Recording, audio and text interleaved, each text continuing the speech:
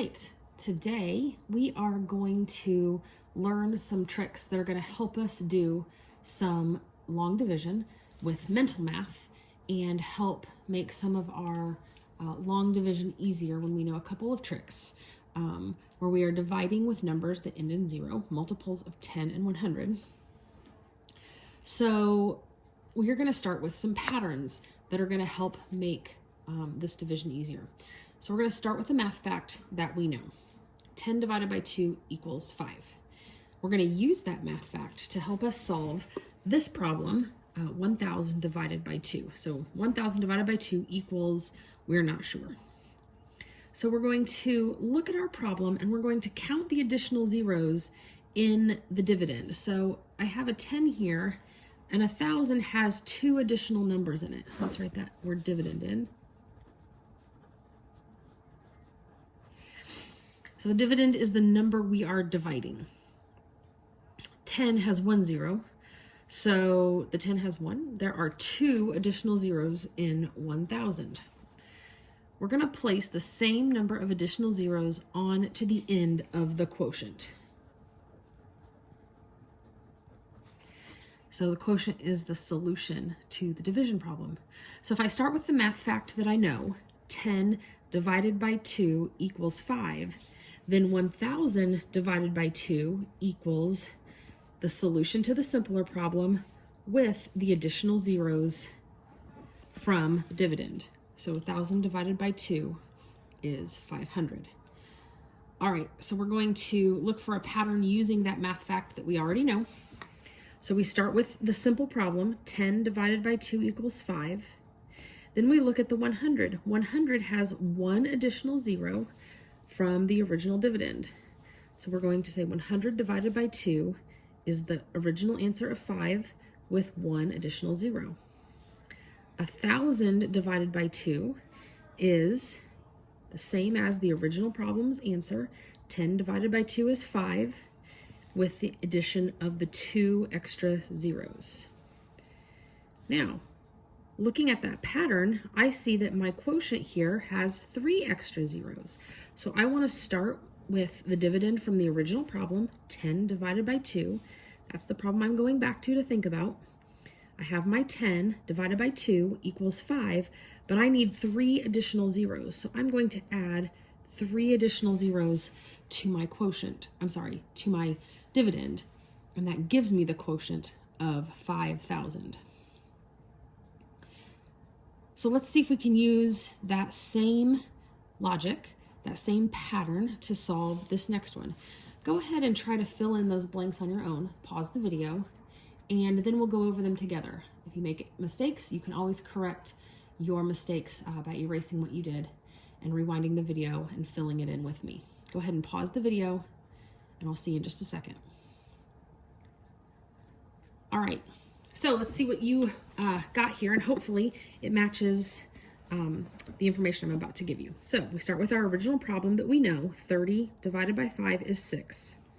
And we're going to look at the pattern to get our quotients of some larger problems. So I start with my 30 divided by 5 equals 6, and I have 1 extra 0 and 1 extra 0. Following that same pattern, I have 3,000 divided by 5. So I start with my 30 divided by 5 is 6. And then I look for my extra zeros and I have 2. So I'm going to add 2 extra zeros to that quotient. We're going to work backwards now, but we're going to use the same pattern. I want to start with my original problem of 30 divided by 5. And I know my final answer is 6,000. So my original quotient was 6. But this quotient has 1, 2, 3 extra zeros, so I'm going to add 3 extra zeros to that dividend to get my problem. So now we can divide much larger numbers by following a pattern looking for problems we already know the answer to. All right, let's keep going. We're going to look at this situation here. We have 36,000 divided by 60. So we're going to look for a simpler problem to solve. So when the dividend and the divisor both have zeros at the end, and this is a situation where the dividend and the divisor both are a non-zero number and have zeros at the end, you can cancel them out. So we're going to cancel out an equal number of zeros. 1 0 in the divisor for 1 0 in the dividend. So it's a 1-for-1 cancellation. So I can, because there is 1 0 in 60, I can cancel out 1 0 in the 36,000. And I'm going to actually end up with a problem that will give me the same quotient. So 36,000 divided by 60, if I cancel out 1 for 1, will have the same quotient, or has the same value as 3,600 divided by 6. So I was able to simplify each number in a way by dividing each number by 10. Now I can go back to what we talked about up here and use a math fact I already know. So I know that 36 divided by 6 is 6. The quotient is 6. So 3,600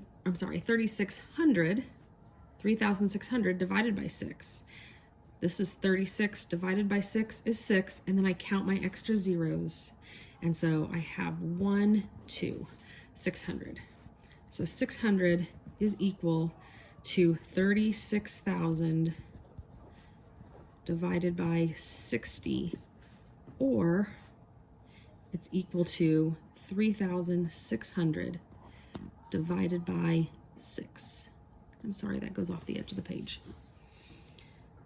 All right, we have 2 problems to do with our exit slip. So go ahead and pause the video here and complete the exit slip on your own. And when you're done, you can come back and check your work with me. Go ahead and pause the video. All right, so we're going to look at these 2 problems on our exit slip. And we're going to start by looking for a simpler problem, something that we know the math fact to already, and then we're going to use some mental math to help us come up with the final solution. When I look at 4,800 divided by 6, I know that 48 divided by 6 is 8. So I can use that information to help me solve this larger problem. So I know that 48 divided by 6 is 8, and there are 2 extra zeros. So I'm going to add those to my answer, to my quotient, and I know that 4,800 divided by 6 is 800. Looking at the second one, we have a situation where there is a 0 in both the divisor and the dividend, so I can cancel them out. A 1-for-1 trade. So 1 0 for 1 0. And I have a simpler problem. So I have now 4,500 divided by 5. I could have put that on this line right here. All right, so 4,500 divided by 5. I know that 45 divided by 5 is 9. So I can use that information to solve this problem. 45 divided by 5 is 9, and I have 2 additional zeros. So my final answer is 900.